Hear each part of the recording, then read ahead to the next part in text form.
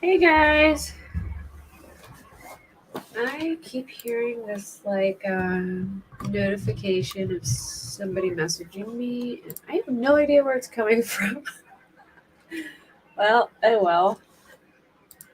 I guess I'll find out later. What's up, everyone? I was gonna go on camera, but I thought I had an extra hour. I thought it was like 7:30, and I thought it was 6:30, and I looked at the time and was like, ah, I'm like so late. But yeah, I figured I would just do like a roundup of just all the crime stuff going on because there's a lot going on right now. For me to just focus on one thing. So, hey Sarah, Abra, Jan. So I'm gonna start, or well, I'll give it a couple. Sarah's brushing up her mod skills. Yeah, we're trying to figure out how. Hold on 1 second. Actually, I want to do one more thing. Oh, I was gonna add you as a managing mod too, Jen, but it doesn't give me the option when I click. It just says remove as standard. You'll have to send me your link, and I can put you. You watched 3 hours of her being interrogated. Hey, Random Man. But yeah, if you send me your thing.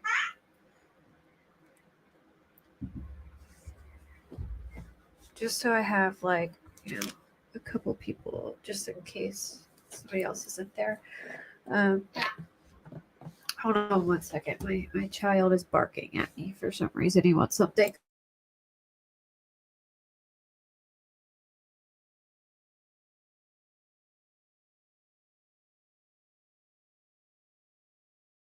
All right, sorry. I don't think he wanted anything. He was just making noise. He's watching fishing YouTubes. But Letitia was interesting around the man. Yeah, she's crazy.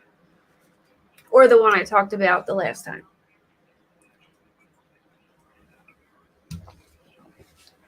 I'm super hyped for Dorothy Lois to come on for sure, but I'm nervous because I know I'm not going to agree. All right, well, I'm going to start off with the Oaklee Snow case because, oh yeah, the doctor, yeah, she is. She's super interesting. Jen, send it to me in the private chat so I could just copy it from there. But, so I read the Oaklee Snow affidavit and it was absolutely horrible. Has anyone else read it? Because it was bad.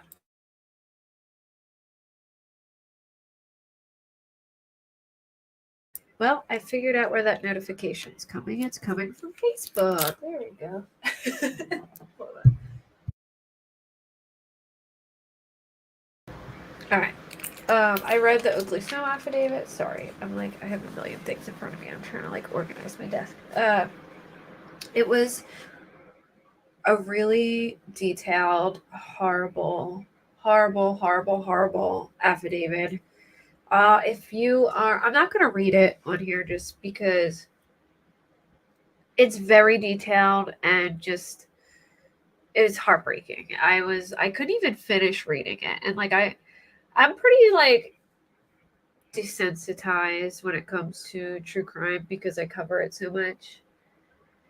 But when it comes to like cases that involve children, I just it kills me, and it killed me to read that, and I had to stop. It was so bad. But in a nutshell, Oaklee's mother took her and her brother from their father, like kidnapped them basically. They were not authorized to take them, and they took them. And they ran off to Indiana, I believe, but they were living in Oklahoma at the time, and they ran off to Indiana. I think it's Indiana. Hey, Lynn. And they ran off to Indiana, and then they were staying at a trap house. And at the trap house, I guess something happened with, well, something did happen with Oaklee, and I'll get to that point, but something happened with Oaklee, and they left. The boyfriend, the mother's boyfriend, so the mother's name was Marshall, or her last name was Marshall, I forget her first name, but she, hold on 1 second, sorry, I'm trying to do my settings, but her boyfriend was abusive to Oaklee, like very abusive, she said. He was mean to her. He hit her for like really stupid things, like not holding a fork right or crying. I mean, it was just like the dumbest stuff. He would hurt her. You know what I mean? And it was really sad to listen to. If she was crying, anything that pissed him off, he would, hurt her. Hey, Ellie. And he actually got I guess she called the cops on him a couple months before that for striking her in the mouth and causing her to have a cut. And then the cops came, and she told the cops that they were okay, and they left like a few months before this happened. Well, she says she was cooking dinner, and Rowan, her boyfriend, I think it's Rowan or Rowan, I'm not sure how to pronounce it, but it's like Roan. He was in the other room with Oaklee, and he was yelling at her to bounce on this like bouncy ball that she had, but her mother said she thought, she's only 2. Those like bouncy balls that you sit on and you like bounce. Well, she told her to, or he was telling her to bounce on it, and when she wouldn't, he got angry, and she heard him yelling at her, so she got up and went in the room, and he was standing over her, and then he went and sat down, and she said she thought that the confrontation was over, so she decided to go back to cooking. And then a few minutes later, he came running in, taking the clothes off of her, and she did not look well. He tried to put her in a cold bathtub, which is ridiculous. I don't know why anyone would do that. I think usually if there's a chance that somebody's like in shock or anything, you make them warm, not put them in a cold bathtub. But they put her in a cold bathtub, which didn't do anything. So they wrapped her in a blanket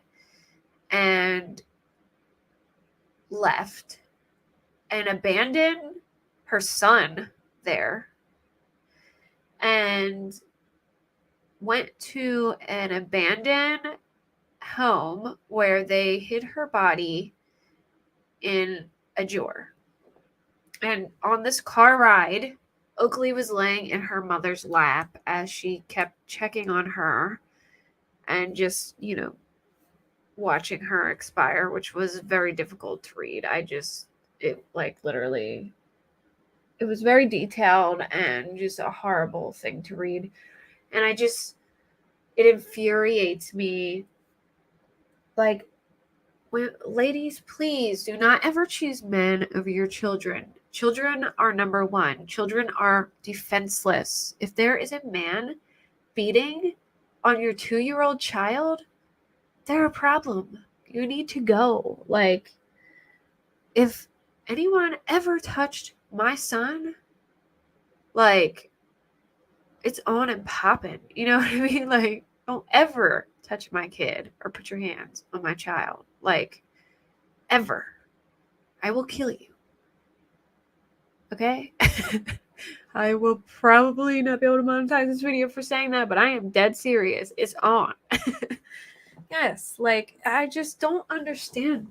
I know it's hard to leave an abusive relationship. I get it. Like, but a man putting at that point in time where those police came when Oaklee was struck in the face and she had the opportunity to,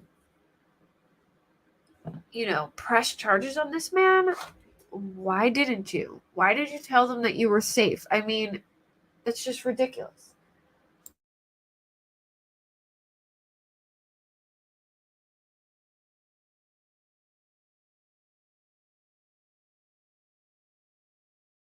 Sorry, my son's eyes are itchy. He wants some Benadryl.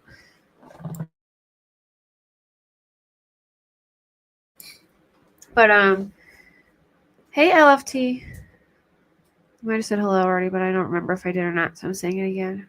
Yeah, it's harder to bury your child than leave an abusive relationship. Exactly. I mean, it's just sick to me that any woman could go back to a man that harms their child like that. And clearly they were using drugs and not in the right state of mind. Like, I get it, but still, it doesn't excuse that at all. Like, doesn't excuse that behavior in the least bit. And now they'll both be in jail probably for the rest of their lives because she,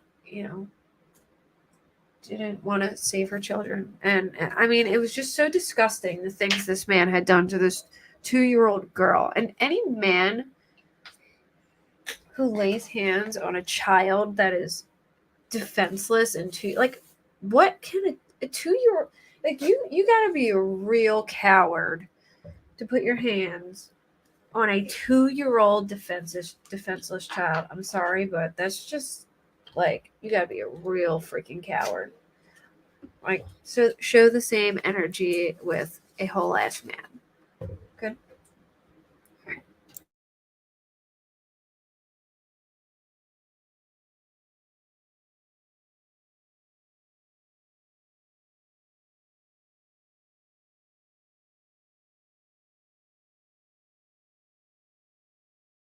Sorry. Yeah, like, I'm so sickened by the whole thing. I don't even I couldn't even keep reading. I had, like, as soon as I saw when they started detailing her driving in the car with this baby in her lap. Oh yeah, well, of course, any person, not just, you're right, Lynn, any person, not just a man. If you're a woman and you're putting your hands on a man's kid, same thing. Like Letitia Stauch, for instance, that woman is a vicious monster. I mean, she Googled, "I hate my stepson," which, just, ugh. Like, kids are kids. They're not, they're defenseless. They just hurting it. I don't know. The true crime right now is just so heavy on my heart because it's like just so many things about children right now, and it's like covering these cases is not easy to hear about all these terrible things that these people have done to children. And I'm glad that they're finally getting justice, and I've been waiting for this time for this to happen, but then it gets here, and it's it just, you don't even want to listen to it anymore. It gets so bad, but it is really overwhelming. It is. Like, I feel like, maybe on the weekends or something, we'll have to do like a little fun thing to kind of weigh it out, I guess. I don't know. But yeah. So I am going to go back to yesterday's court hearing for Letitia because they did not have court today. They don't have court on Thursday. So I'm just going to quick go over yesterday. So yesterday they started with the first witness to be called to the stand is Dr. Jackie Grimmett. She worked as a forensic psychologist at Colorado Mental Health Institute in Pueblo in 2020. Dr. Grimmett conducted a competency evaluation on Letitia in December of 2020.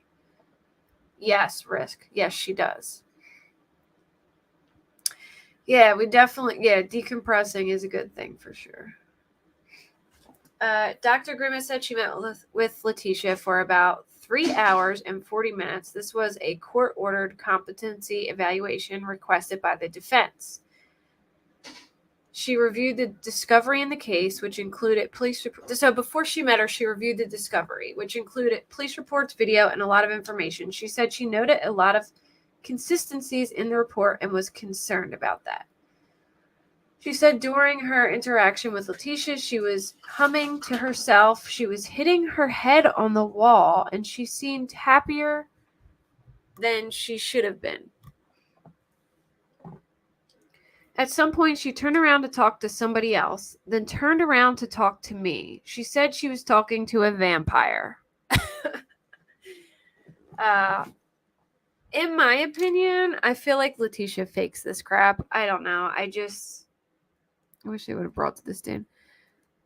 Well, Pam, the defense is bringing up Dr. Dorothy Lewis, who is somewhat of an expert on dissociative identity disorder. So I'm really interested to see her. But she gets a lot of flack because she testifies for a lot of murderers in their defense. She doesn't believe in the death penalty, and she believes everyone kills for a reason type deal.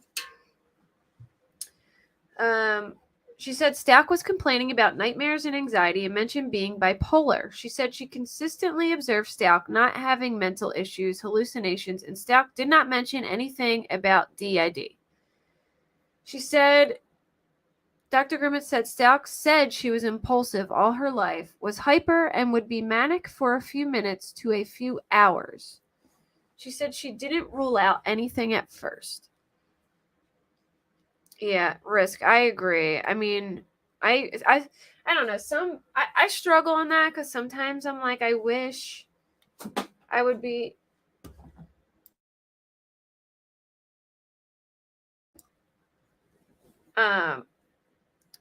Some people I kind of just like want to see rot in prison and have to live like that for the rest of their lives, and other people I'm like, I wish, I only wish sometimes they would do to people how they did to people. You know what I mean? But I don't know. Maybe that's a little harsh, but then maybe people would be a little more, afraid to do things like that. I don't know.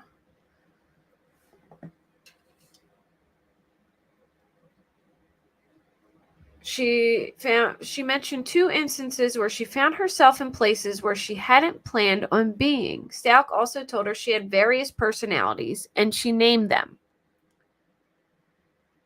She named Taylor, Letitia, Jasmine, and Jasper. When testifying about the different personalities Letitia claimed she had. She said DID affects up to 1% of people. She said it's very destructive behavioral disorder and can be very frightening because people don't know what's happening to them. She said she didn't see any signs that Letitia was changing personalities. She said she considered DID as a diagnosis. She also said she has never reviewed someone with DID. Oh yeah, a really unstable situation. She added DID can be strange and people can't hold down jobs or hold down relationships. She said when talking to Stauch's history didn't support that. Well, Stauch wasn't very good at holding down jobs, but relationships she was a little better at.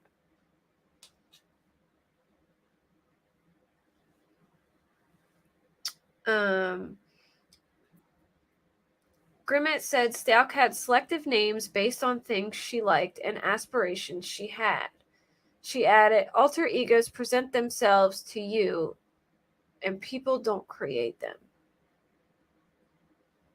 Alter egos present themselves to you, and people don't create them. When testifying about Letitia referencing vampires, Grimmett said Mrs. Stauch introduced a vampire called Justice and said there is a button in her cell where she could summon Justice Jasmine. She said Letitia said she's been experiencing the vampire since her stay in Alaska. She said Stauch referenced vampires throughout the interview and also directed Dr. Grimmett toward the movie Twilight. Oh my goodness. She said she didn't ask Stauch about vampires initially. It sounded like a fabrication. It seems like she was conveying a story from fiction. She said it seemed like Letitia was presenting symptoms that she didn't have, and there were some suggestions she wasn't as impaired as she was portraying. She believed Letitia has personality dysfunction, including borderline personality disorder and narcissistic personality disorder. So she thinks she does have BPD and narcissistic personality disorder, but she doesn't think she has DID.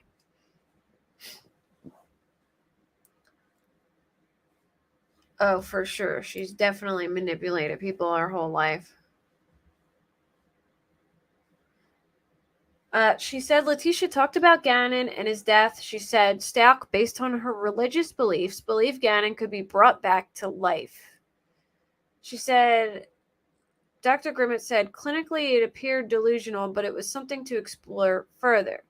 She said the symptoms Letitia presented seemed to be an effort for Stauch to achieve something for herself. She said Stauch was trying to feel better and make sense of her situation while making efforts to portray herself in different ways. She said there was an absence of mental illnesses, but some behavior that was present, which included the BPD and narcissistic personality. She believed Letitia was competent to stand trial. During cross-examination of Dr. Grimmett, defense attorneys questioned how SA and assault as a child can impact an adult, and how it's more traumatic if it's a family member as opposed to a stranger. The defense also questioned how mental disabilities impact someone's ability to hold a job or keep relationships with people, and how someone who can't do either of these may be showing signs of a mental disability. They also questioned that diagnosing DID can take years, and that DID and borderline personality disorder can be caused by childhood trauma. So now they move on to the next witness, which is Dr. Leandra Torres, who works in the Office of Civil and Forensic Mental Health for the state of Colorado. She's testifying as an expert in the field of forensic psychology. And she conducted an initial competency evaluation along with Dr. Thomas Gray. After Stauch pleaded not guilty by reason of insanity in 2022, Dr. Torres and Dr. Gray also completed a sanity evaluation. She was staying at the hospital for about 2 weeks before they saw her, which allowed for some observation. She stayed in a high-security forensic building in a unit specifically for female defendants. During the 2020 competency evaluation, Stauch never mentioned being psychiatric hospitalized. Dr. Torres said during the sanity evaluation in 2022, Stauch said she was psychiatric hospitalized in Canada, but wasn't able to tell them what hospital or in what city. Torres said when Stauch arrived to the mental health hospital, she told staff she heard voices in the past related to an ex-husband, wasn't currently experiencing hallucinations, had past trauma and flashbacks, and had panic attacks several times a week. During the evaluation, psychological testing was performed on Letitia. Dr. Torres said some of the results were invalidated due to exaggeration by Stauch or the scales of exaggeration were elevated. During the eval, Dr. Torres said they noted Stauch showing features of a borderline personality and narcissistic personality. So now we have a second doctor giving the same diagnosis as the doctor before this doctor. So for borderline personality, they noted her mood swings, intense reaction, and impulsiveness. For narcissistic personality, they noted entitlement and touting her intelligence. They watch a video of the insanity evaluation conducted on Letitia. She begins by saying when she was 10 or 11 years old, she created the personality of Harmony and let Harmony get essayed and not herself. She's also talking about her other personalities. Taylor is her main personality. Maria is the protector. Victoria has the empathy. Letitia is bipolar and doing the most. So who is the evil bitch? That's what I want to know. Who's the Patricia? If you guys ever seen Split, you'll know who Patricia is. I guess so. I mean, if she did have personalities, it sounds like the evil bee would be Letitia because we know it's not Victoria because she has empathy. And Maria is a protector. Maybe, or Taylor, I don't know, because Taylor's supposedly the main personality, but I don't believe any of this. I'm just saying, if it was true, who would it be? Earlier in testimony, Torres also testified, saying there were notes that Stauch at one point asked staff whether or not they could tell when a patient is faking instability or illness. Dr. Torres said, "You don't see that very often in the records. You see it on occasion." Jurors are now seeing the video of Stauch's interview during her sanity evaluation in 2022. Stauch said the devil is telling her to do these things. Dr. Torres testified, saying that's not a credible symptom of DID, which Stauch's lawyers are claiming she has. So, yeah. She's saying the devil is telling her to do these things. So it went from not doing anything to now she's aware of the devil telling her things.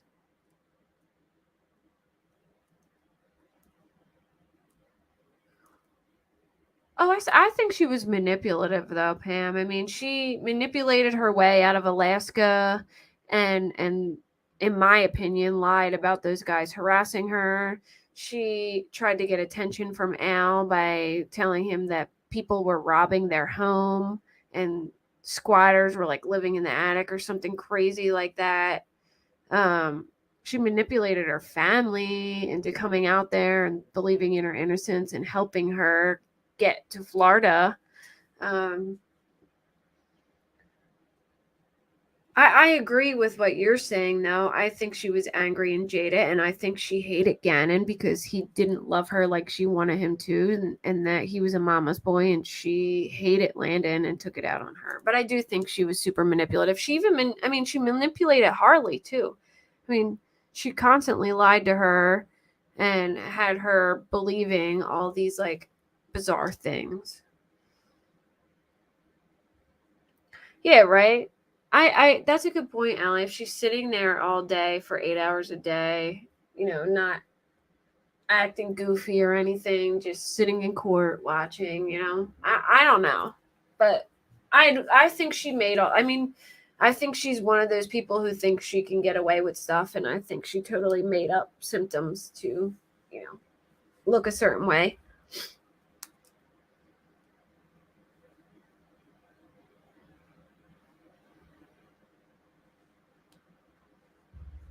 Let's see. Jurors are now watching the video again of Stauch hitting a deputy in the head with a Monster energy drink. Yeah, she mollywop. I would have smacked her in her damn face if I was that driver. She hit him in the head with a whole can of Monster. Dr. Torres, prosecutors asked Dr. Torres if it appeared that Stauch switched personalities to Maria and said Stauch claimed she switched personalities when she did that. I am sitting right behind Stauch and I heard her say, I never said that.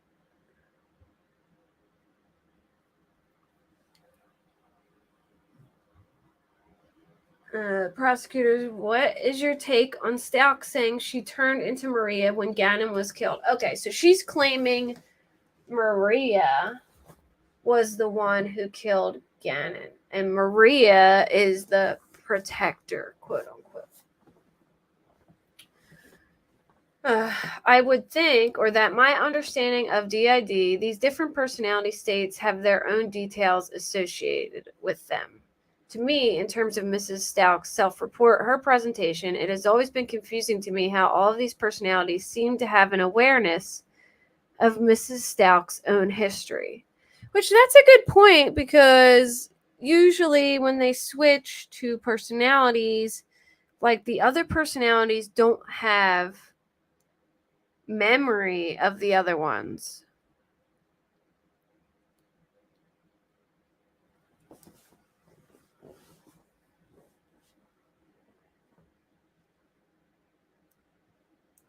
Like, you don't have memory when you come out of the other personality. So how are they all aware of, like, how? All right, here's my thing. If she had DID, how was she able to properly get away with all this?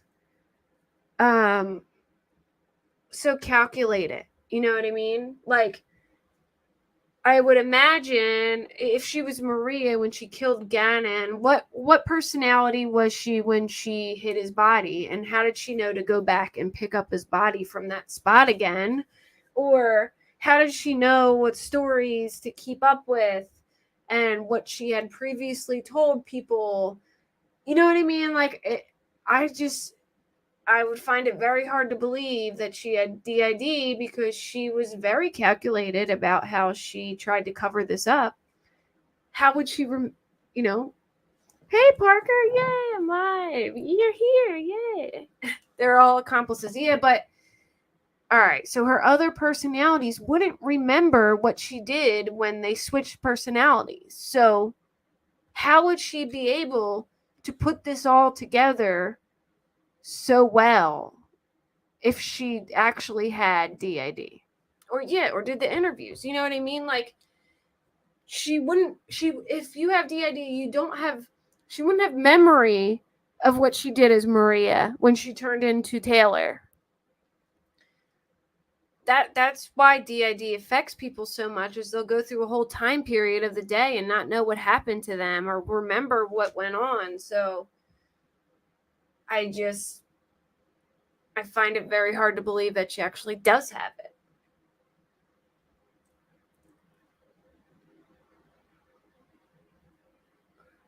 All right, so, and that's pretty much, I think that's it for the day. After her. So they resume on Friday, and the prosecution will either rest their case tomorrow or Monday, because I believe they only have 2 witnesses left.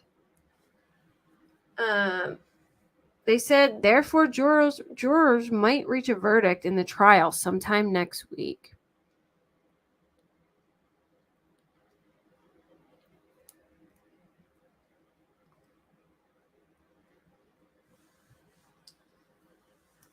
So that's pretty fast. I don't know how many witnesses she had.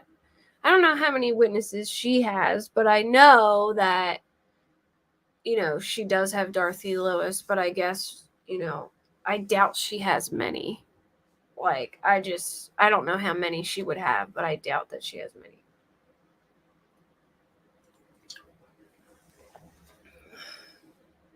Okay. So, let's move on to Vallow now. If y'all haven't heard the call between Lori and Summer, maybe I can play it. It's really sad. I felt horrible for Summer, to be honest. Like, she was bawling her eyes out and like, Lori, like, how could you do this? How could you throw away your kids like trash? If you couldn't take care of them anymore, you could have called one of us. We would have taken care of them. And Lori's like, she's like, how could you do this? How could you kill your kids? Summer's her younger sister. I think they're only like 2 years apart. And she's like, how could you kill your kids? And Lori's like, you really think that of me? And she was like, well, if you killed your kids, she's like, you know me, Summer. And she's like, well, if you killed your kids, then I don't know you. She was like, do you think I would do that? She was like, I don't know. But if you didn't, you still knew what happened to them and you were okay with leaving them there like trash. And she was like screaming at her sister, and it was terrible. It was so sad. I felt horrible for her. But I'm going to just give me a second to reach that area because there's a lot in between that. I might have to like skip over some parts because there's like so much, but I'm gonna try and do it like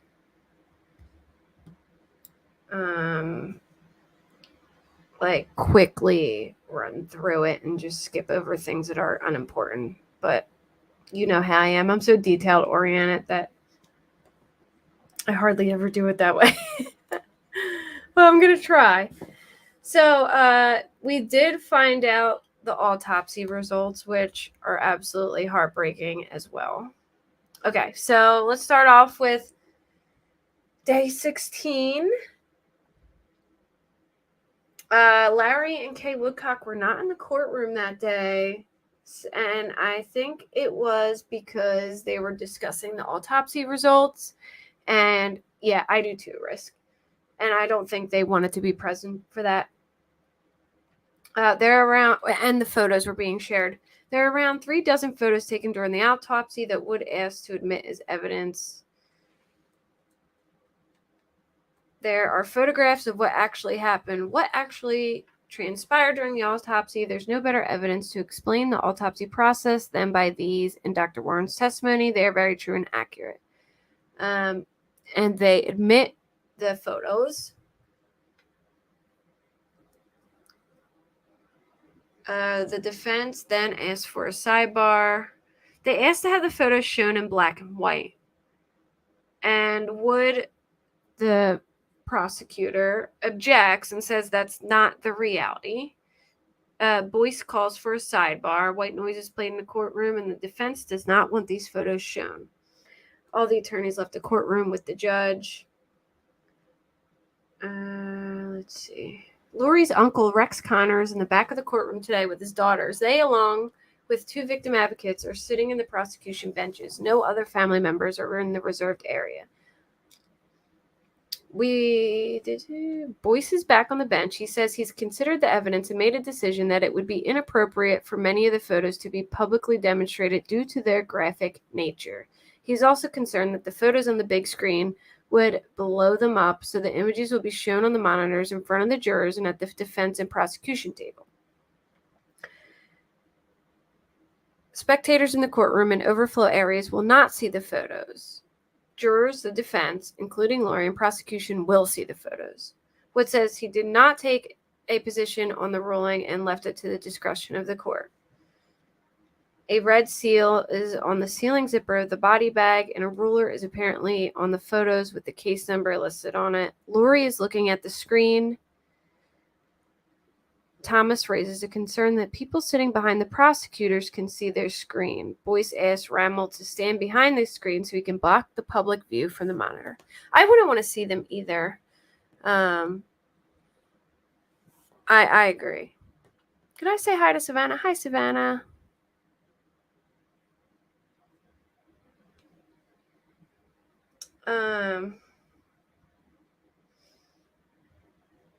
Boyce jokes, I knew having you on prosecution would come in handy at some point. All right, so change of plans. The prosecutors then turn the monitor around and move chairs so they now face the audience, and there's no way for anyone to see the screen. All right, so nobody gets to see the autopsy. All right, so the first photo is the first view of JJ after they open the black plastic bag. He says there is a white plastic bag over the head wrapped multiple times with duct tape. The next image is a photo of the white bag over the head and the duct tape over the head. Lori is not looking at the monitor. I've noticed one female juror who is not looking at the screen. She is looking up at the ceiling and rubbing her finger back and forth over her lips. They describe the photos and the extent of decomposition fluid. You can see a small portion of his arm, his left upper arm. You can see it in the state of decomposition. It has a tan leather appearance with skin slippage. The lower half of his body shows his pajama pants. His ankles are bound with duct tape. The juror who is not looking at the screen is now crying and wiping her eyes with a tissue. There's duct tape covering JJ's mouth from the jawline to jawline. Lori glanced at the screen and then looked away. We carefully removed the plastic bag and the duct tape from JJ's head, they said while describing the photo. JJ's face is in a state of decomp. It is green in discoloration and there is skin slippage. JJ's hands were wrapped multiple times with duct tape.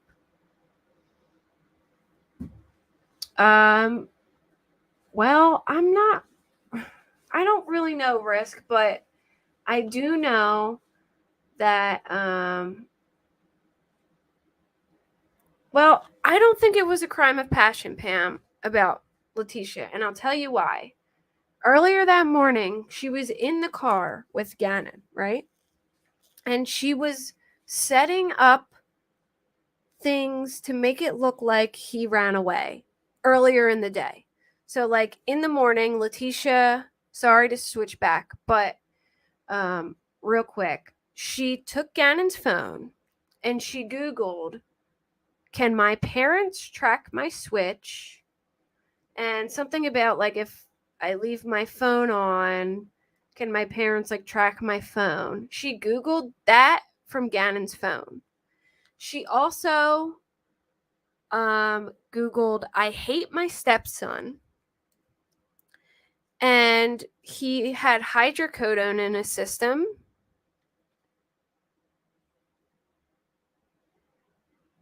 Which is bizarre. Yeah, why Gannon was still alive, yes. So they have him on video walking out of the house and getting in the truck with her. She drove around all day, and while they were in the car together, she had Gannon's phone and was Googling, can my parents track my switch? And if my phone is off, can my parents find me, or something like that? And then she texted Harley, and she purposely left her phone at home that morning, which she never did. And she texted Harley from Gannon's phone and said, Letitia left her phone at the house. Text my phone if you need her. Then she drove around for hours, which I think she gave him hydrocodone and tried to overdose him, and then was waiting for him to die, and then she was going to dump his body. But when he didn't, she panicked and rushed home because she knew that Lena, his sister, and her daughter Harley were coming home, and I guess she didn't want them to see him like that because they would know she did something to him. So she quick tried to kill him and cover it up before they actually came in the house. But yeah, while he was in the car with her, she was Googling things like that. She had told Al that he was asking about bath salts, which in my opinion was her covering for giving him hydrocodone. She said he was pooping blood, that he had a stomach ache. She said that she had stomped him the night before trying to put a fire out on him. But yeah, there was definitely some premeditated stuff. There was no way she just snapped and did that. Like she was like planning that all day. She drove around for hours. She went to Petco twice and then stared out the window. Like she was like sitting in Petco for a minute just staring out the window at the car. So I don't think it was a crime of passion. But I think she really didn't like Gannon. I mean, she even Googled, "I hate my stepson." Okay, sorry. Back to, all right, so Warren says the next photo shows a large band of duct tape that was removed from JJ's arms and given to law enforcement. The next image is the same duct tape taken from a different angle to show the inside of the duct tape. So his cause of death was from asphyxiation from having a bag over his head and duct tape. So he was alive when they put him in that bag and duct tape, and he died like that, which was just so horrific to hear.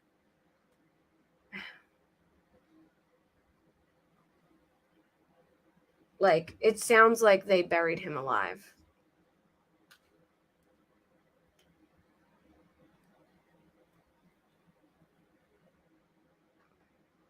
There was bright red bruising under his fingernails. It essentially means there's been trauma to that area and blood vessels had been broken.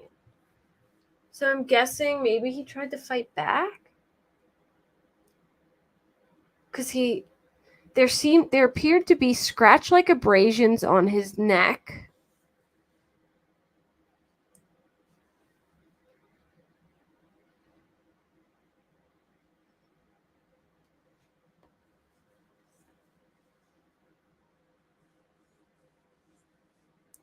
Sorry, I'm just reading some to see if they're like, Warren says that they were pre-mortem because when someone dies, there's no circulation, so the body can't bruise. So the bruise under his fingernails and things like that happened before he died. Tylee was a different story. Her body was so bad. Or yeah, maybe he was That's a good point, Risk. I didn't think that. Maybe he was clawing at the tape, like, because he was alive when they put him in that bag and duct taped him. You know what I mean? He was probably like, it's so horrible to think of that they could have done this to him. You know, it's terrible. Okay. Tylee's autopsy took about a week. All the remains were x-rayed. But her remains were received in 3 separate sealed bags. She was dismembered. Hey, Amory. So it was very hard for them to figure out what actually happened to her. They were looking for anything, bullets, a portion of a knife, foreign debris that they could collect as evidence. No projectiles or portions of weapons were found. Essentially, what we saw was a collection of bones along with debris, a lot of mud and dirt. There was no blood or urine to send for toxicology, but Warren says you can send skeletal muscle. He cut the skeletal muscle and got the best tissue he could. He sent that for a toxicology report. Oh, also, JJ had GHB in his system, but they said it was likely that it could have been caused, like the body creates that after you die, and pretty much I think so. It could be from that, they said. So her body came back positive for ibuprofen.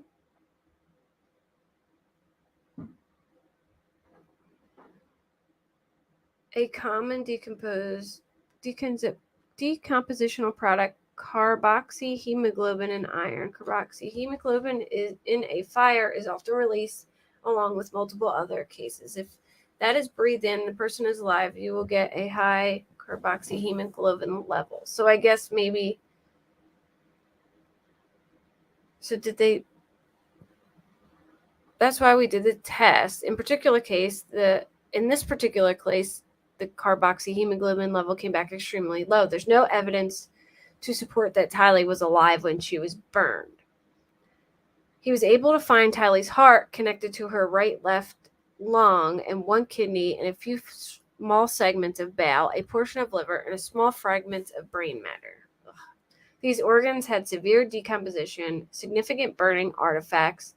They were charred and shrunken. Presumably the rest of the organs burned away or were never found. Warren was able to identify Tylee's pelvis with her femur, portions of her skull, including the area where her eyeball would be, and portions where her teeth would have been. Multiple long bones and rib fragments were also identified. Sorry, guys, trigger warning. I probably should have said that before I started reading all this.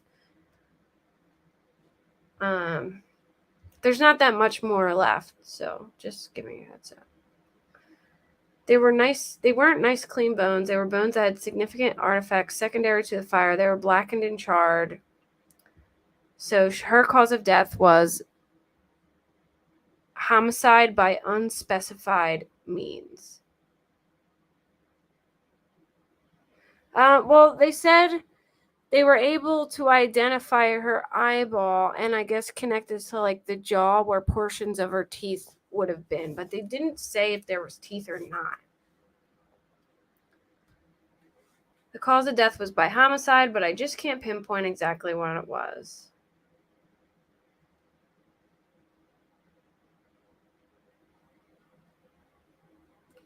He found no drugs or substances to explain the descendant's death. Her case met all the qualifications, determined she died by homicide by unspecified means. She had anxiety, ovarian cysts, pancreatitis, and some other minor health issues. They asked if any of that could have been a reason for her death, and he said no.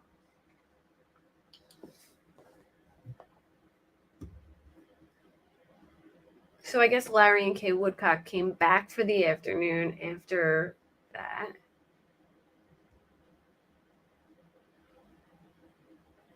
The next image is a close-up shot of the red lock on a body bag with Tylee's case number written on the lock. The next image shows brown bags inside the body bag that were sealed. One was broken. One bag is labeled burial site ? The other bag is not labeled. This is just more like, talking about the autopsy stuff.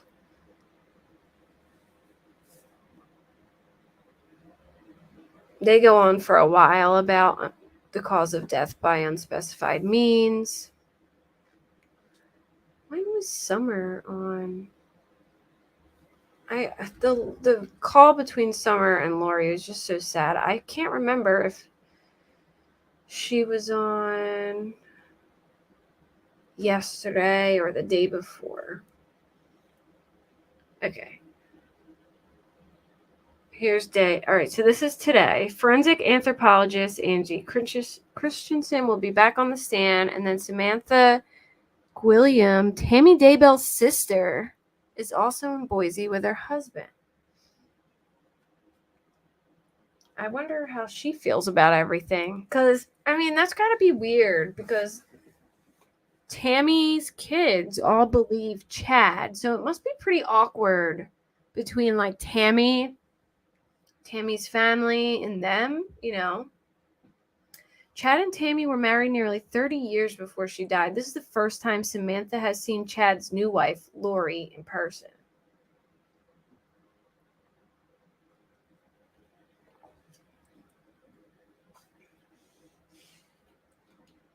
I guess they found a sharp impact in the pelvic area that's inconsistent with dismemberment. But they don't know exactly what it's from. There are 6 areas of sharp alterations on the hip bone, which Christensen points out with a laser pointer. The locations of these sharp alterations are inconsistent with dismemberment. which is kind of weird. So there was something sharp stabbing her in the hip bone area.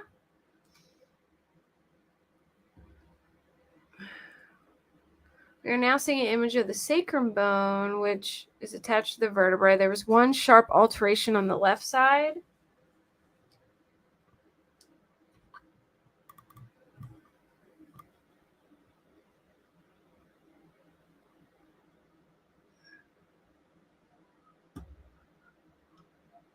They on cross they asked her how many dismemberment cases she done. She said just a handful. They asked what instruments do you think were used, and she said that's not her expertise. She's not a tool expert.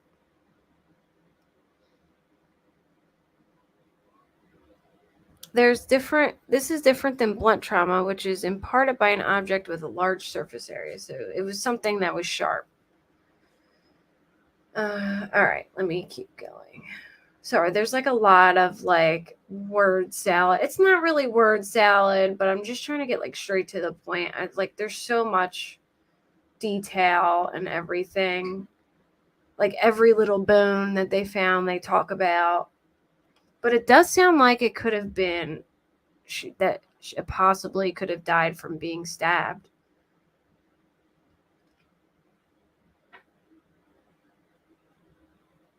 All right, who is this?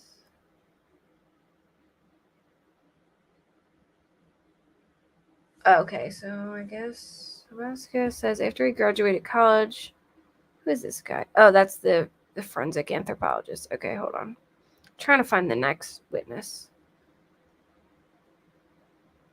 All right, next witness is Rylene Nolan. She works at Idaho State Police Forensic Department. She's the lab manager. She does DNA. She created a DNA profile for Tylee to determine that Lori was Tylee's mother. And that's basically all she did.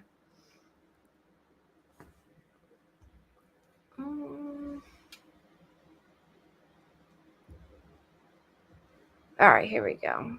Catherine Dace, a forensic biologist for Idaho State Police. She's on the stand next.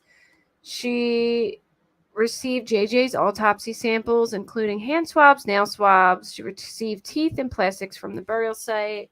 She also received 18 hand tools from the Daybell property. There was blood all over everything. They asked about the chain and the pendant. She said there was no blood on those items. She tested a knife for blood that was found in Lori's apartment. It tested negative. The swab on the wall tested a very faint positive for blood.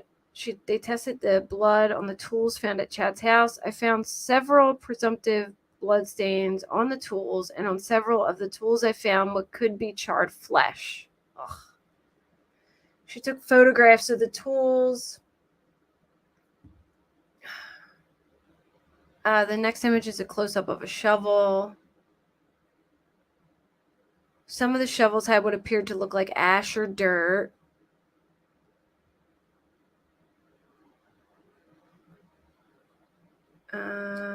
She said that the probability of the DNA that it's Tylee's is like 604 octillion. I didn't even know I never even heard of octillion. That's how high this number is. There's like 27 zeros at the end of it. That's how high the probability of her being DNA. 27 zeros. 604 plus 27 zeros. Now they see an image of a pickaxe. There was some material on the eye of the pickaxe. There was some material that was apparently dirt, but the material on the center of the pickaxe was dark with an oily texture. It had dark, greasy ring around it.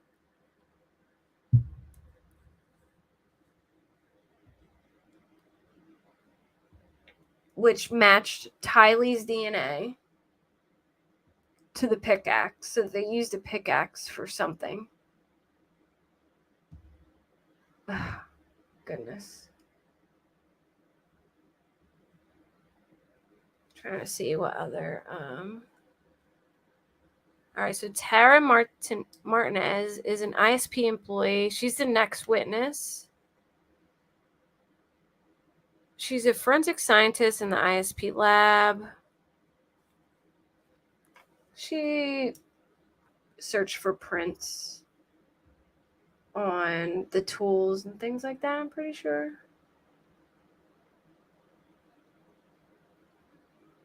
She obtained fingerprints, footprints, and hair samples from Lori and Chad. She also obtained fingerprints of Alex. She processed a lab titled Bag Around Head JJ and duct tape. She processed the duct tape for latent prints. She was able to develop some, but not others. She obtained usable prints off 2 items. On the first item, she compared the prints of Lori, Chad, JJ, and Alex. She said she could not reach a definitive match, but she has inconclusive findings because of the quality of the print. We see 2 images on the screen. On the left is 2 black plastic bags, and a photo on the right is a body bag type. A body type bag the remains were inside of. She processed one of the plastic bags. Usable prints were developed on the plastic portion, not on the duct tape portion, which sucks because who knows when someone used. Yeah, Savannah, I'm shocked. I feel like Chad is so much more involved than I thought he was. And I feel like he was a lot more. I always thought Lori was the big manipulator, but now I'm like, man, Chad is really, really freaking sneaky. Like him calling the morgue. Like he did a lot of weird, like he knew what was going on. He knew the deal. And he was a lot more, I was shocked. Like how more manipulative he is than I thought he was. Let's just say that. Like I thought Lori was the main problem, but man, I'm pretty convinced that maybe even Chad might have been a little worse than her now. Sorry. All right, so there was a print matching Alex Cox's right palm. So the prints they had were Alex's. So, I mean, we already pretty much know this, that I think Alex and Chad did a lot of the dirty work. I don't think Lori did anything, but I think she knew about it. Like, I think she knew about everything.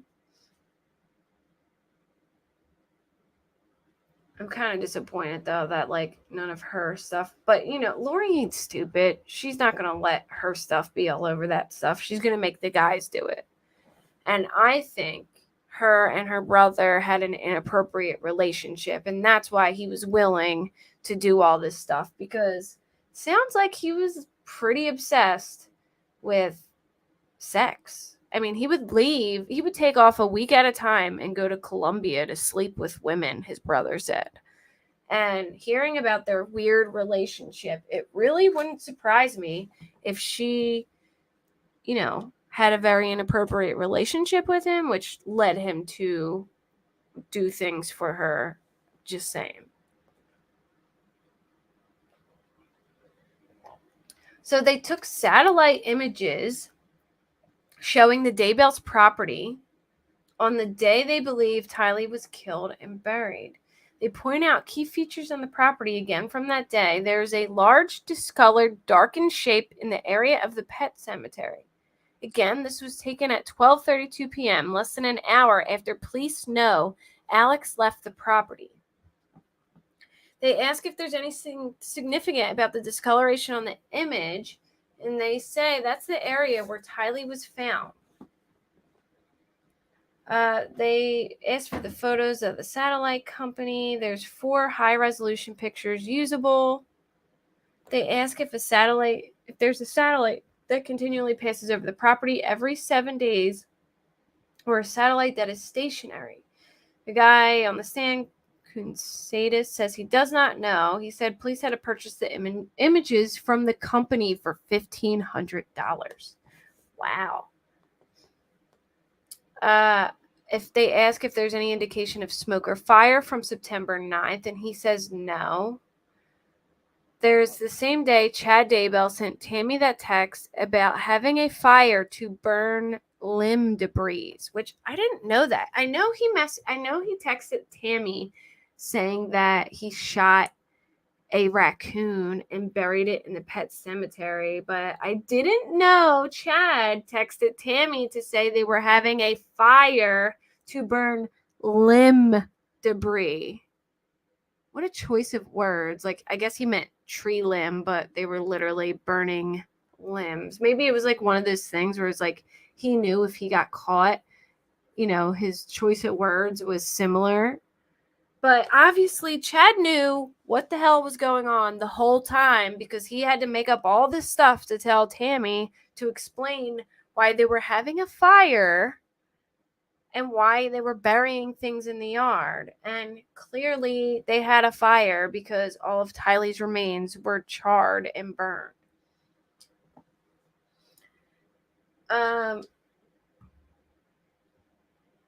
So they said when we moved her remains, you could smell the fuel. So they're pretty sure that her body was burned there. There was also some clouds in the image, but they didn't see smoke or fire. But I don't know if that could get caught up. All right, so now Lindsay Blake, the main prosecutor, she calls up Samantha Gwilliam, which is Tammy Daybell's sister, which I think this will be super interesting. She's a victim in this case, so she's been allowed to sit in the courtroom and can observe witness testimony. Blake asked Gwilliam if police contact her about a pet cemetery on Tammy's property. She said yes, and she knew where it was because Tammy had shown her the cemetery. She says there's a little dog statue that was put at the pet cemetery after her niece's dog died. Blake now shows a picture of the property and asks Gwilliam to point out where the pet cemetery was on the property. Gwilliam says Tammy loved animals and loved to take care of them. She was an introvert, but loved people and loved taking care of them. She loved her grandkids. She shows Gwilliam a photo and asks if she knows the person, and she started to cry and said, "It's my sister." So they showed her a picture of her sister. Photos of Tammy is shown on the screen. Gwilliam says there are 5 kids in the family, and she and Tammy were the only 2 girls.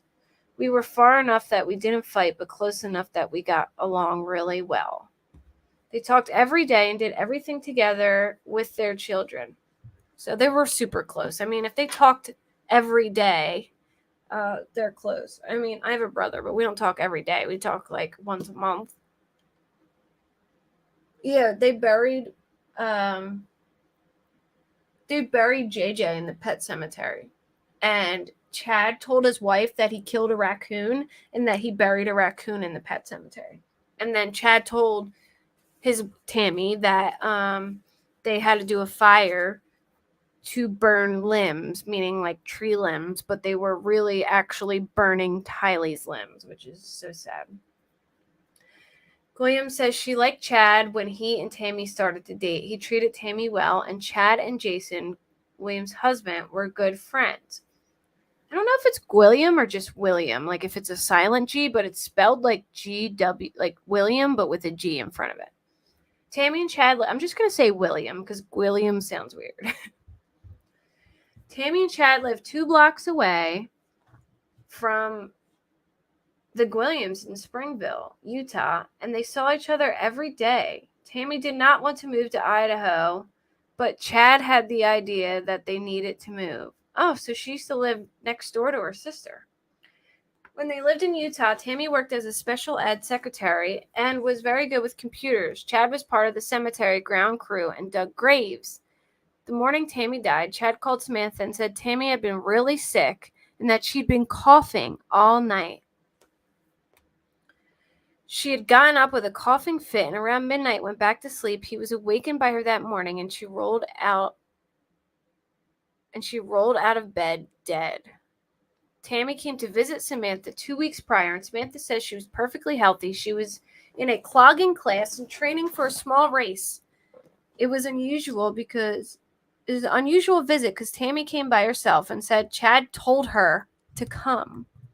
Obviously, because he had Lori and friggin' Alex there, I guess. Samantha says Tammy never indicated that she thought Chad was having an affair. 2019, something seemed off with them when they stayed with us, and Chad wouldn't converse with my husband. Oh, that's it. So they dismiss it for the day, and she'll be back on the stand tomorrow.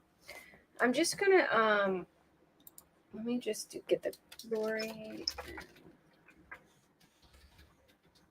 I'm gonna just read the contents of the Lori and Summer call because it was so sad.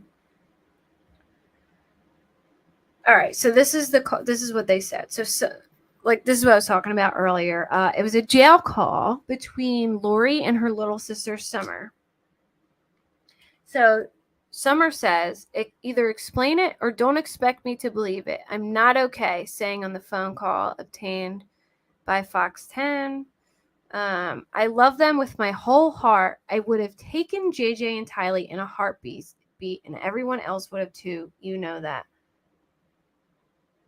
A sobbing Shiflett questions her sister's denial of alleged involvement in JJ and Tylee's murders during the phone call.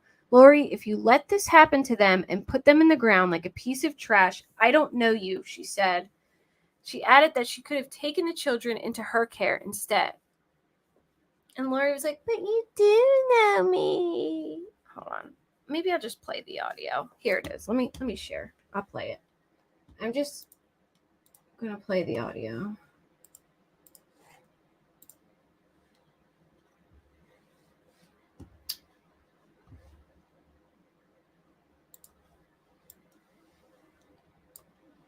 Let me know if y'all.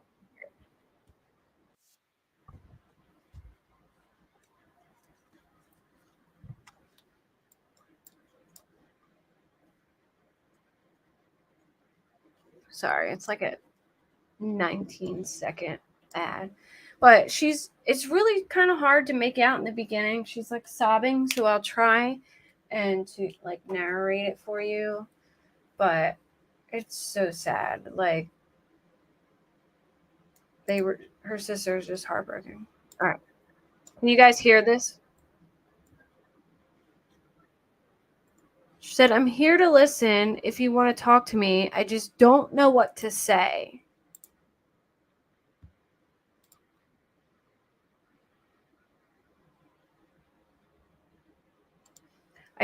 Lori says, I don't know what anyone knows. I've been in isolation for 2 days. So I don't know anything that's going on. I haven't talked to anyone.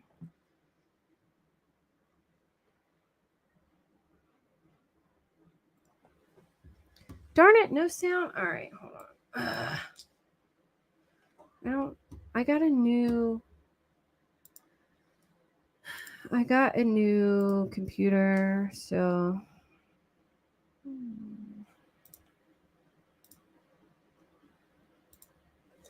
all right, let's try this. Can you guys hear that? The kids were not buried together. They were buried separate. One was buried at the fire pit and one was buried near the fire. Like one was buried near the pet cemetery and one was buried like on the side, like the other end of the property. They were separate. Probably like to the newest member of the Raceway like 30 feet apart. They're probably about 30 feet apart. What is this? It just went to a whole different article. Okay. You're a busy owner-operator. I don't know what the heck happened. It just went to an article. Yeah, she did age so much without her Botox for sure. I mean, she had the life with Charles. I don't know why she went with Frog Potato. I want to listen if you want to talk to me. I just don't know what to say. Oh, I did it again. Darn it. Sorry. I know what I'm doing now. You're a busy owner. All right, I won't do it again. When it goes, it like puts an ad there. Okay, here we go. I'm willing to listen if you want to talk to me. I just don't know what to say. All right, so Lori says, I don't know what anyone knows. I've been in isolation for 2 days. I don't know anything that's going on. I haven't talked to anyone. Well, I Tyler's very inoffensive and very They found in a very unjust backyard. And we don't understand how that happened or why. And you didn't tell us. I know. Isn't it sad? Like, she's like a mess. We're devastated.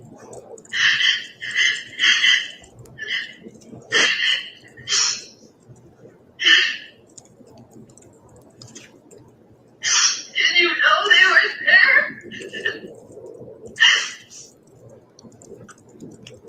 Can't talk about it.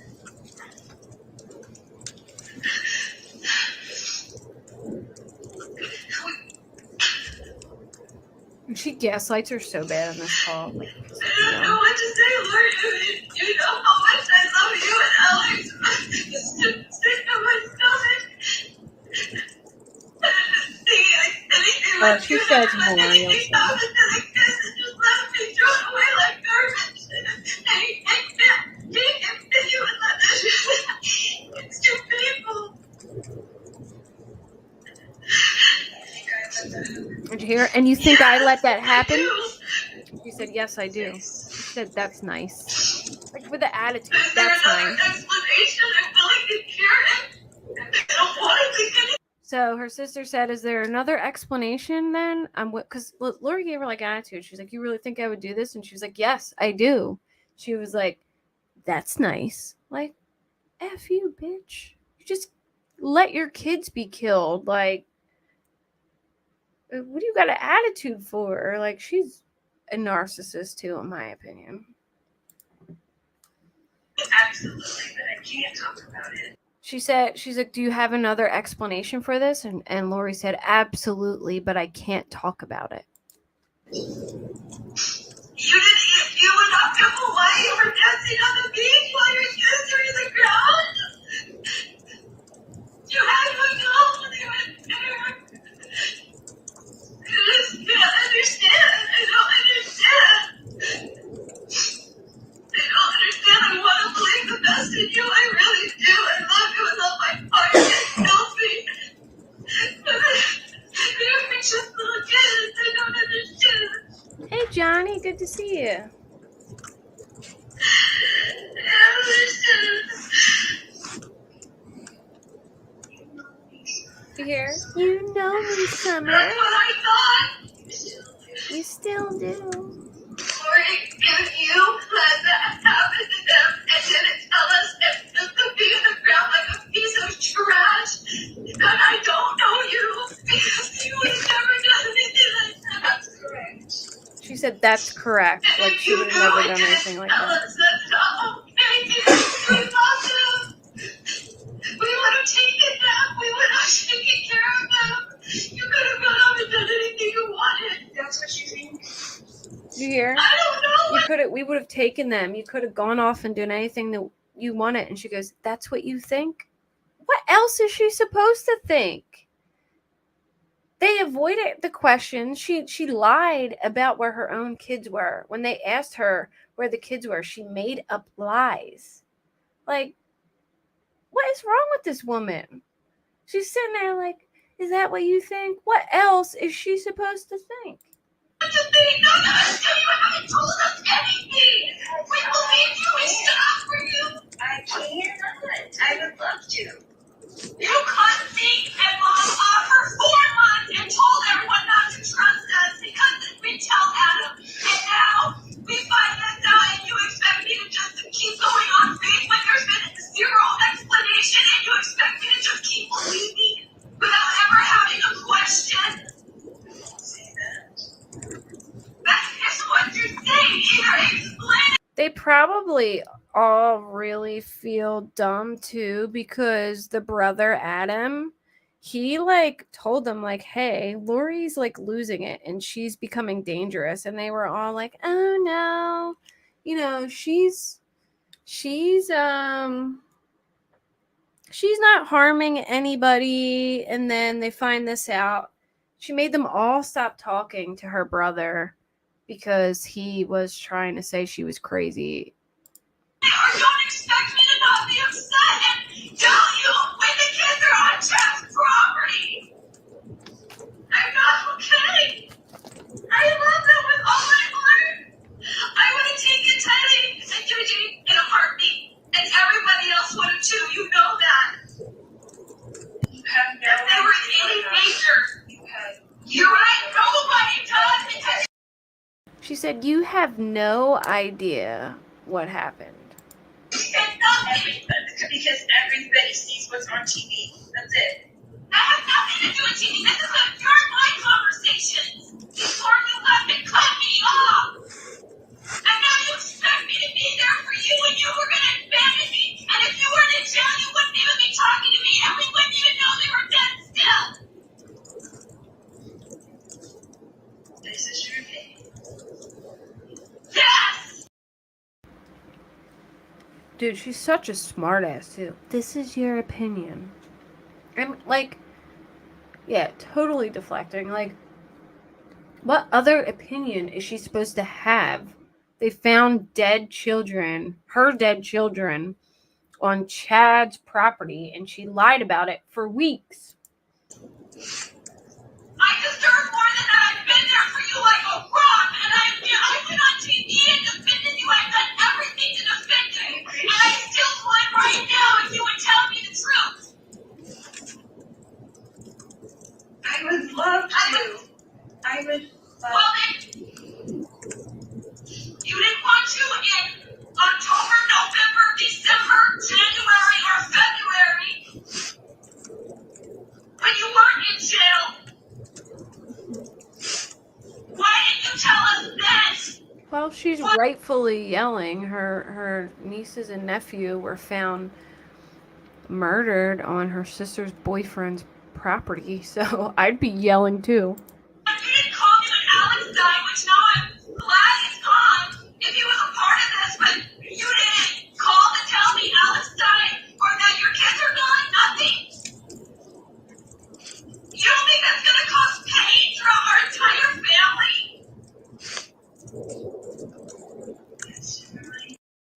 She said, "You didn't even call me to tell me Alex died," which I'm glad he's gone if he did this, which I agree. You don't think I know? No, I don't. I think you were dancing on the beach having a great time. Getting married. And you took pictures of how your kids don't deserve a burial, but you need to get wedding pictures? You don't think that's upsetting? Sorry. Nobody knows. I'm sorry, honey. F you, Lori. I would be so... Like, there's nothing worse when you're furious and you're mad and somebody talks to you like that. You know what I mean? When you're just, like, so pissed off, you're screaming and somebody's like, "I'm sorry, honey. I just can't tell you. I'm sorry.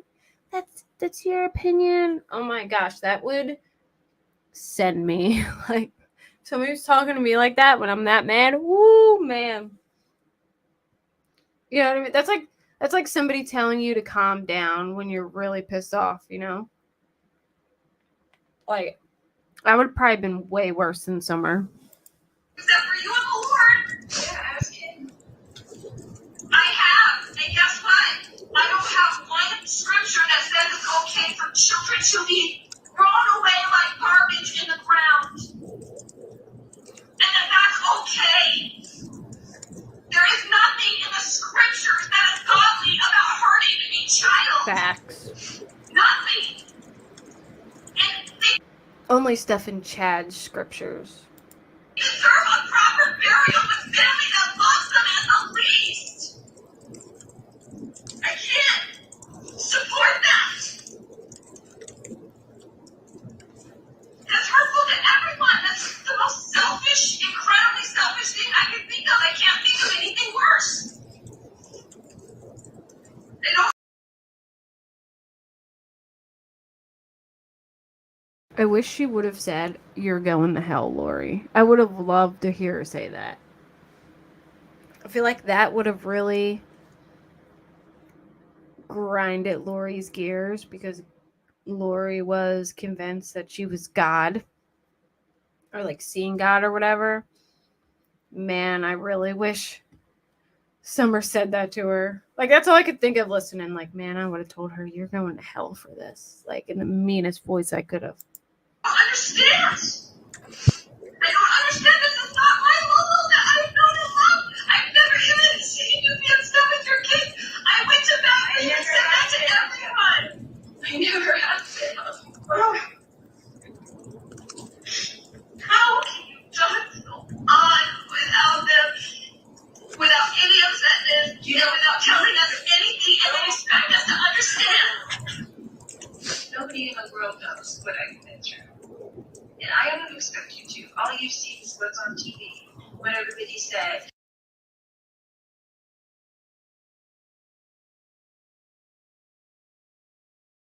Oh, yeah, me too, Savannah. I think she did hang up on her eventually, but, oh, man, I would have been worse than her.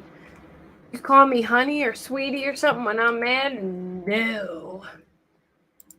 No, no, no. All right, so finally, Brian Kohberger's defense team issued a subpoena for Bethany Funk to appear at the June preliminary hearing, claiming she has exculpatory information that is material and necessary to the alleged killer's defense in connection with the slaying of the University of Idaho students Maddie, Kaylee, Xana, and Ethan. This is pretty crazy to hear, saying that she has exculpatory evidence. That's big. I don't know if it's a tactic, whatever, but I am really curious to know what this exculpatory evidence is. Well,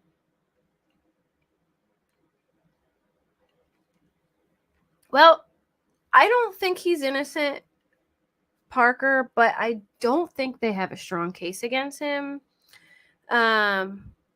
Just because, like, touch DNA isn't, like, basically he could be like, I sold that knife and, that's why my DNA is on it. You know what I mean? I don't know what all they have. I think he did it, but I am really curious to hear what exculpatory evidence they are saying that she has.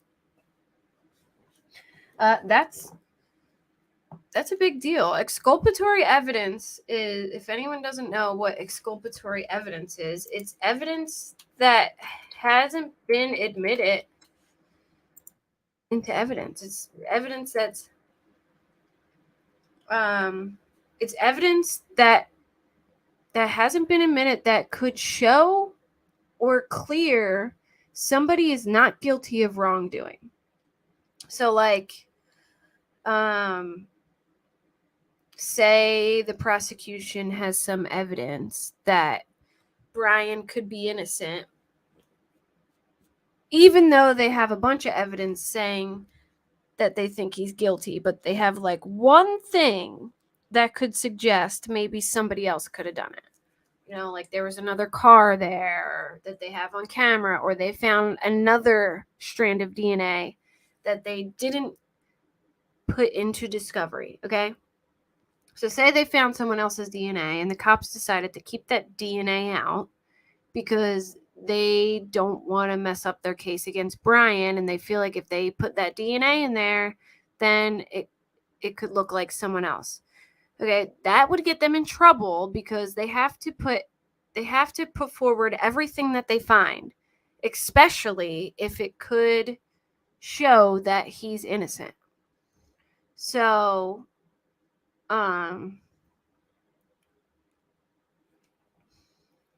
you can get in trouble for withholding exculpatory information.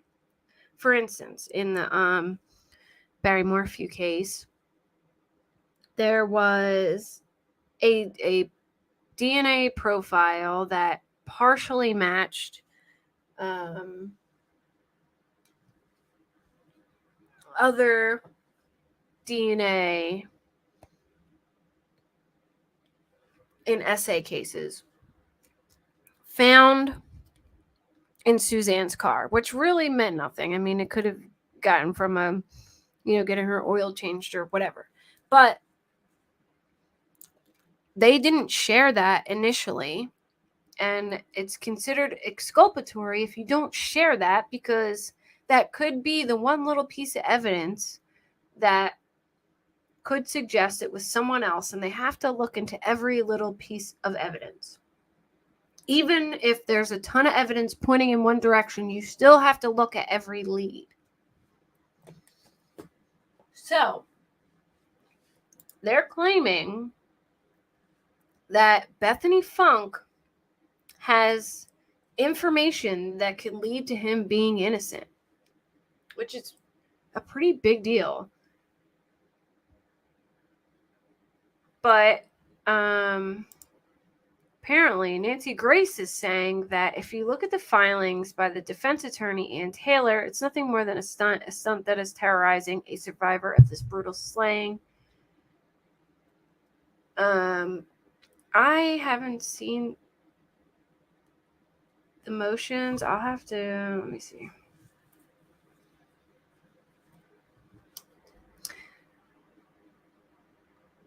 The police affidavit. It wasn't Bethany who seen him, though. It was the other one. Kohberger's defense team issued a subpoena for the other roommate, Funk, who Grace said may not have exclusive information in connection with the case. She may have slept through it. She may have seen something, may have heard something. We don't know. Why don't we know? Because her police report and interview is sealed. The roommate initially fought having to travel to Moscow, Idaho to appear at the hearing, but has agreed to meet with the defense team at her home in Nevada instead in a new court filing. In these last hours, there's been a Hail Mary, and somehow Brian Kohberger's defense team has got this young girl, who very likely saw all of her friends' murdered bodies, to agree we hear to a sit-down interview in her home in Reno. Funk's interview with Kohberger's team will take place in lieu of the subpoena court documents. They might not. Yeah, it's the prelims, so they don't need to enforce the subpoena. But if she does have evidence that's exculpatory, they might have to, because a preliminary hearing is where you present all your evidence, right? And then that's when the judge looks at it and goes, okay, there's enough to have a case here. You know what I mean? But if the defense team shows enough stuff that would make you question whether he did it or not, then they can say, okay, well, you need to show me a little bit more because there's some doubt. Yes, they're trying to create doubt. So if there is doubt when it comes to Bethany, they might make Bethany go, because that could change the opinion of the judge on whether or not they think there's enough evidence to make a case. Yeah, maybe, Parker. I don't know. I'm curious as to what it is. I have to read the filings to really see which I haven't. Oh, here. Hold on. Let's read. Here's the filing.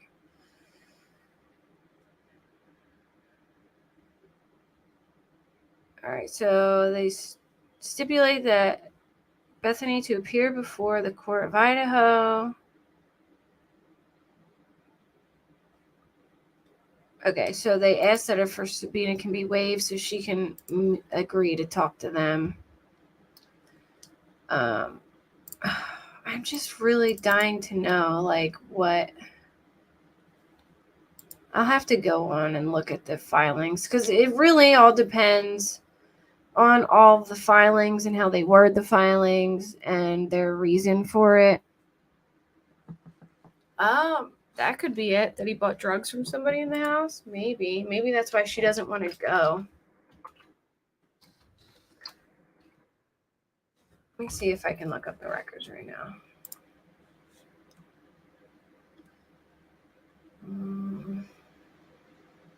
I don't know what county.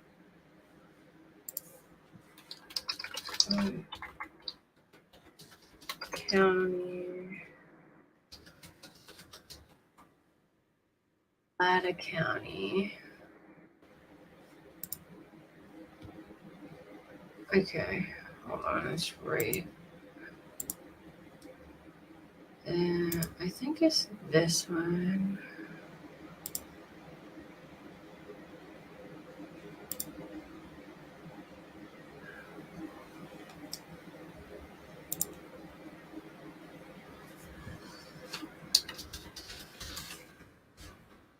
Shit. I'm seeing if I can find it real quick. I don't know if I'll find it with ease, but if I can, I will read them. Oh, I got it right. Okay. Last. Yeah, I mean, if I could read them, I'd have a better. God darn it! I keep hitting the wrong button. Oh, a mess. I should have been more prepared for this, but. Brian Kohberger. Let's see. All right. I found it. When I tried to click on it, it says there's error.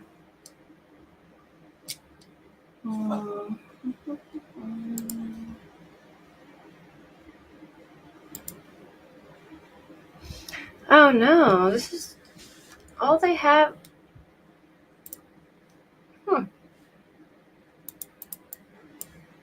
All they have is this ticket. They don't have the other one that I can see. Darn it.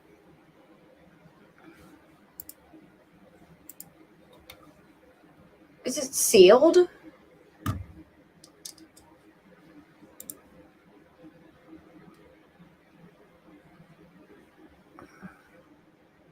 Yeah, well, maybe he wasn't buying drugs at 4 a.m., but maybe that's why he was over there. I mean, I don't know. College kids are pretty, like, it's a whole different world in college, man.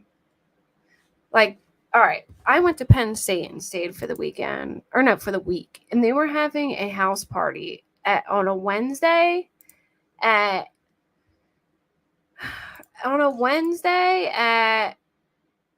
11 o'clock in the morning.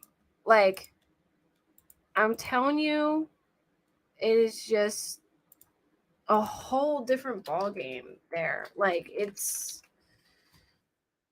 college is just different. It wouldn't surprise me. It really wouldn't surprise me if he was buying drugs at 4 o'clock in the morning. You know what I mean? I don't know.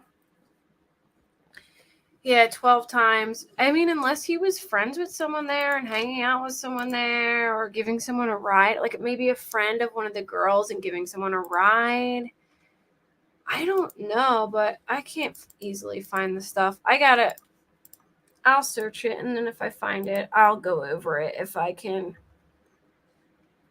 Oh, here we go.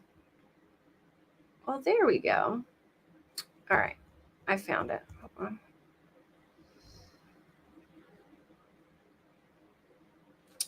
Protective order. See on our deck. Motion to file consolidated. I'm reading them. Hold on.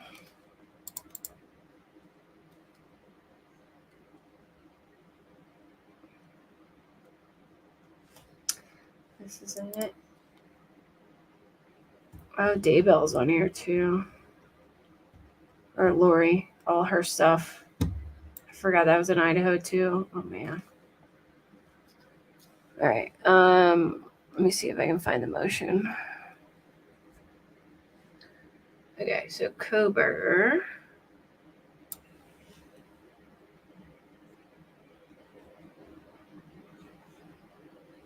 Honest to brief opposition. There's so many. Published opinion.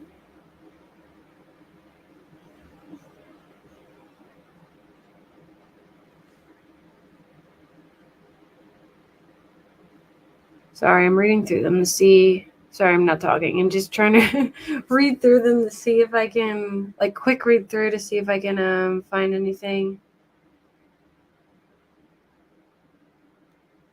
that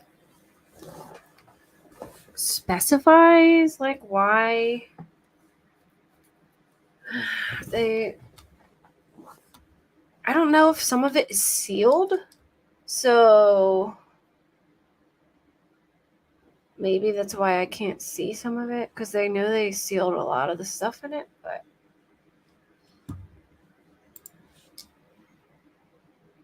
motion. Most of the stuff that they post on the site has to do with the media. Like media positions and things like that.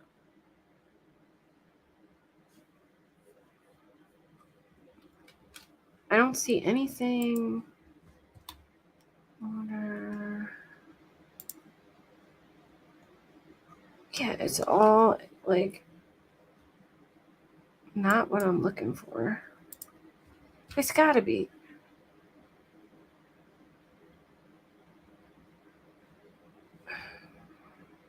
Order.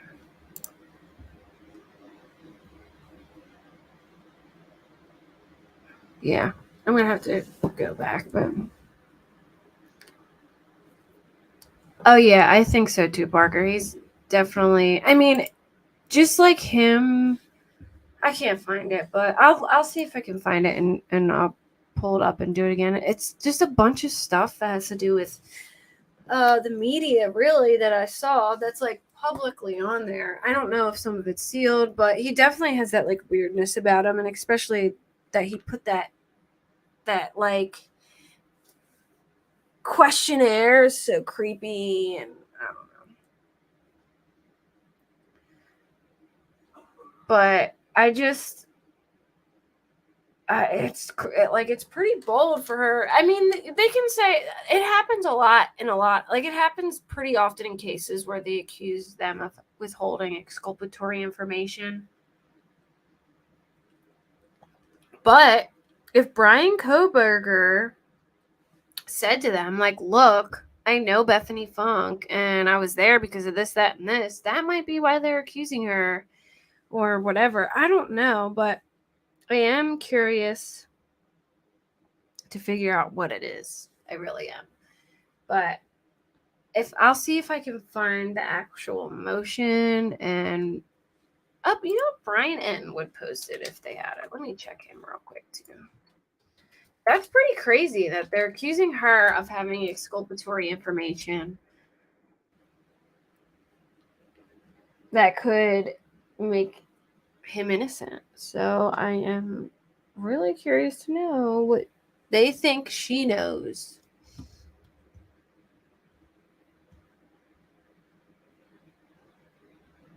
All right, so 2 special assistant attorney generals have been appointed in the Brian Kohberger case.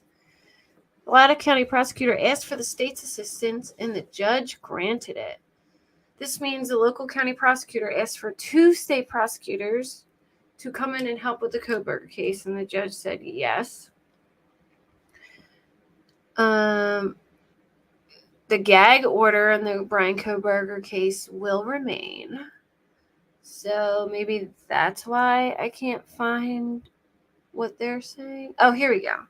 Surviving Idaho roommate Bethany Funk is arguing she should not have to testify at Brian Kohberger's June preliminary hearing. It says, having considered the defendant's ex parte motion for certificate to secure the attendance of an out-of-state witness and the affidavit of Richard Bittanti in support of said motion and the court being otherwise fully advised herein, Megan Marshall do hereby certify as follows.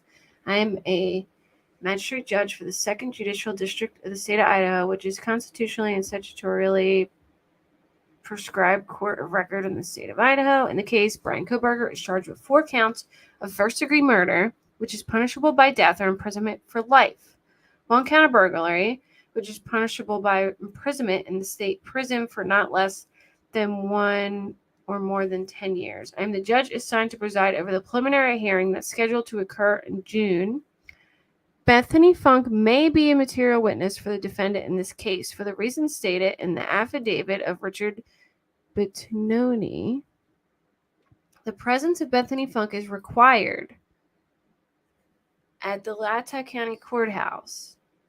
Under the laws of state of Idaho, if Bethany Funk comes into the state in obedience of a summons requiring her present at this hearing, she will not be subject to arrest, any process. So they're saying that she needs to be there. They're subpoenaing her, and she's saying that she shouldn't have to be there because she's going to give them an interview at her home. And here is the motion where she's saying all right. The affidavit in support of motion for out-of-state service further claims that Miss Funk, who's repeatedly misspelled, has information material to the charges against Mr. Kohberger. Portions of information Miss Funk has is exculpatory to the defendant. These statements are conclusory, without support, and there is no further information or detail pertaining to the substance of the testimony is materiality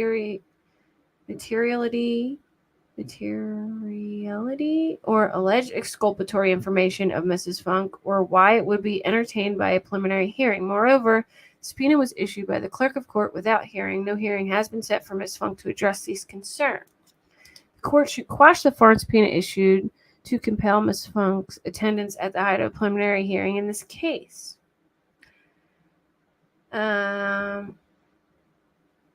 Specifically requires the court to fix a time and place for the hearing before it can issue any order directing testimony in another state. The hearing is necessary to provide a venue where the judge determines that the witness is material and necessary, and that it will not cause undue hardship to the witness to be compelled to attend and testify. So they're saying that she shouldn't have to go in because it's difficult because she's in another state, and there's supposed to be a hearing where they decide this first. And they didn't have a hearing. And they're saying that it's alleged information, but if she does a testimony, she has to do it under oath, so I guess we would find out then.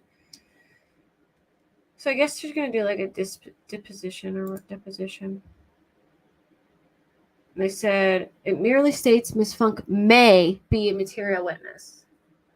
That it doesn't technically mean that she is. Arguably, then, even if Miss Funk possesses exculpatory evidence which remains unknown, there is no place or reason to present that evidence at a preliminary hearing. That's not true. I think that if she does have exculpatory evidence, it needs to be talked about at the preliminary hearing because that's where they decide if it goes to trial or not. I disagree with that, but hey.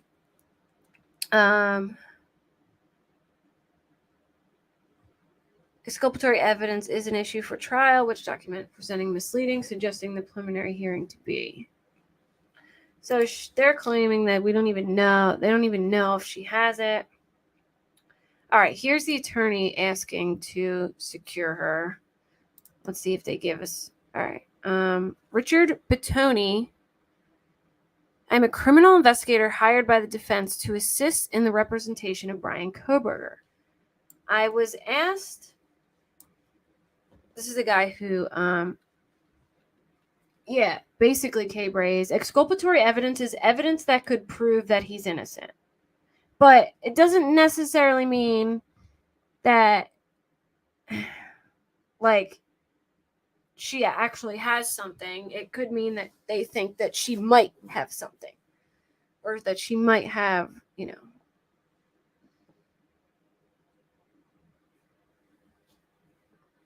Bethany's window was in the basement. Yeah. Sorry, I had the thing over my chat, so I wasn't reading it for a minute. All right, so the criminal investigator, he represents Brian Kohberger. He was asked by appointed counsel Ann Taylor to investigate the alleged incident which led to the arrest of Kohberger. He is charged with 4 counts of first-degree murder and 1 count of burglary. The deaths took place in a 3-story home. There are 2 bedrooms on each floor, bathrooms on each floor, and a kitchen, dining room, living room on the middle floor. Kohberger is alleged to have entered the house around 4 a.m. while 6 people were sleeping present, killing 4 people in 2 separate bedrooms. The people killed were located in the 2 bedrooms, one on the 2nd floor and the other on the 3rd floor. Bethany's bedroom was on the 1st floor. The other surviving roommate's bedroom was on the 2nd floor. Bethany was interviewed by police on several occasions. She disclosed things she heard and things she saw. Bethany was present at the home 8 hours later when police were called, arrived on scene, and discovered the homicide. During the course of my investigation, it became known to me that Bethany has information material to the charges against Mr. Kohberger. Portions of the information Ms. Funk has is exculpatory to the defendant. They're not saying maybe, they're saying is exculpatory. Ms. Funk's information is unique to her experiences and cannot be provided by another witness. She resides in the state of Nevada and it is necessary to subpoena this witness because the witness's testimony is material and necessary to the case. And I don't know what it is, but I doubt that we'll be finding out because there's a gag order, so. But that's big if there really is something. Like, maybe he was friends with her. Hey, Grandma Sherry.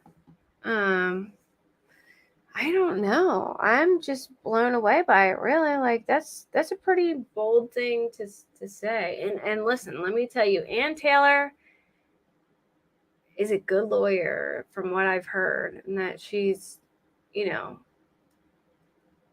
she knows her stuff. So, I don't know. We'll see, I guess. We'll see how it goes, but it's definitely interesting.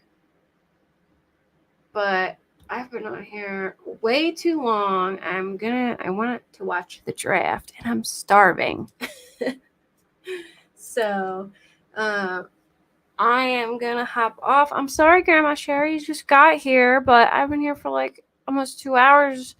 You'll have to rewind. I wish I could stay on longer, but I'm exhausted. I worked all morning. And then I came home and worked some more, and then I made dinner and did this. So I haven't had any time to relax. So that's what I'm going to do now. But thank you all for coming. If she was in the basement, her window would have been at the back of the house the way he walked out. I forget what room she's in, but yeah. Replay crew, yeah. I got all these scratches on the back of my neck. So I was cooking dinner. My kid with my giant lizard. He's big now. I feel like I should show you guys because you haven't seen him in a while. Should I take him out real quick? He's a big boy now. Let me go get him before I go. You can see how big he got. But don't make fun of me because I look terrible. But I just want to show you how cute he is. Hold on.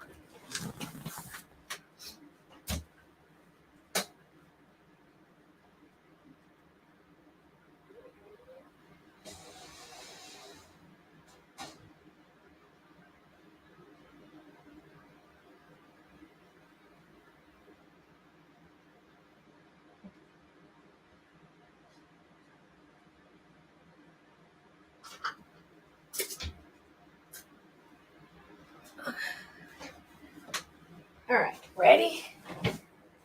Ready? Look at this tail. It is over a foot long. It's hard even to see. Look at that. Look how big he is. He's like getting to be like the size of a small cat, like in length, not width. But if he had long legs, he'd be close. Here, say hello.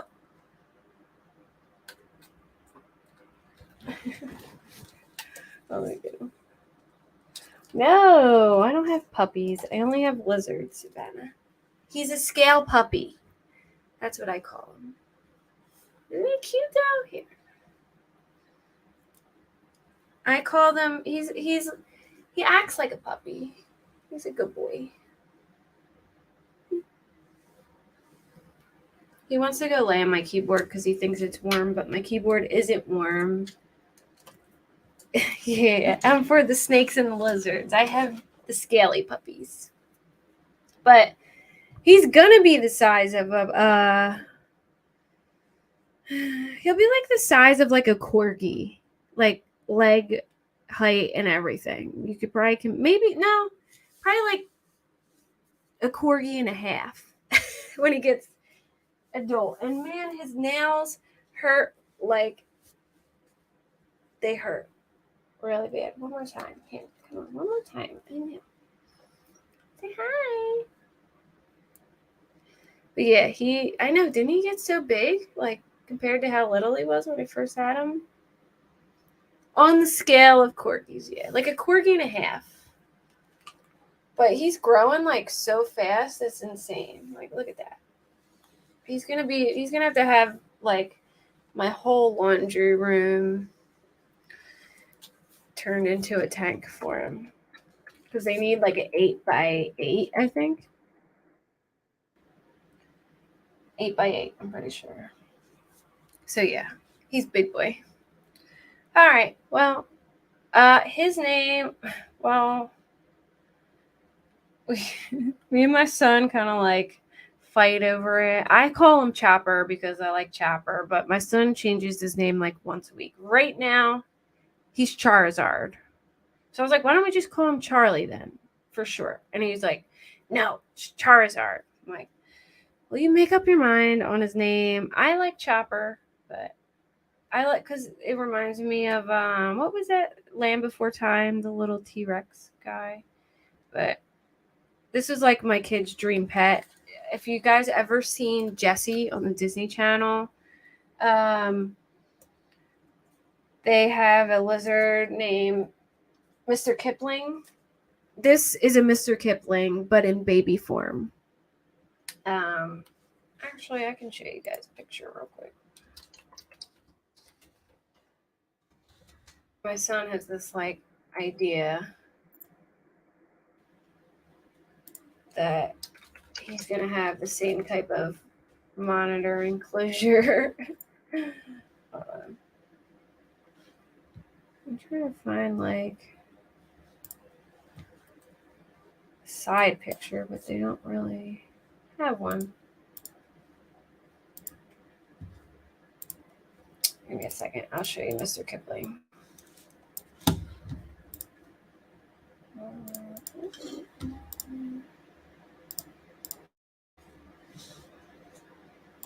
Where are you going? There's Mr. Kipling.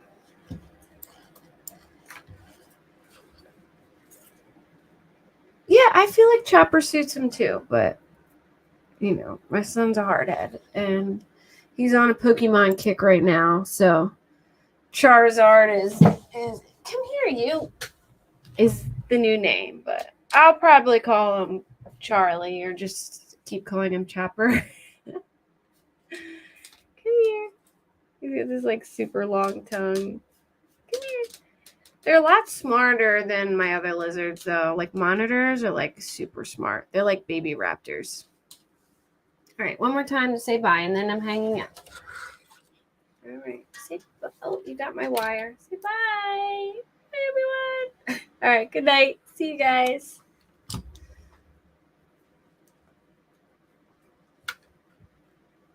What do you do to my mouse?